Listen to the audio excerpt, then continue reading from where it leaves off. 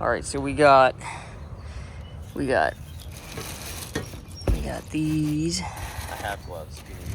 Word. They're fuzzy. Sweat your hands off. But Gloves? You mean bitch mittens? here you go, buddy.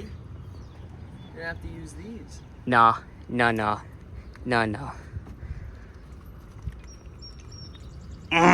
Map. Beautiful.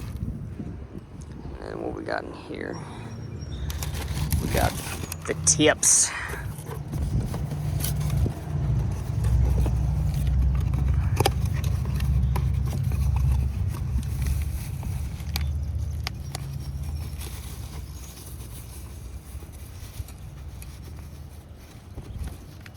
Can you grab that?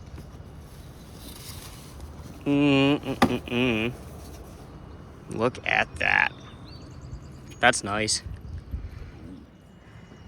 All right, so holding both flanges together, you're gonna have 14 millimeter bolt, 14 millimeter nut. That'll be on both sides. There and there. And then you have exhaust bushings here. And you have another one back here.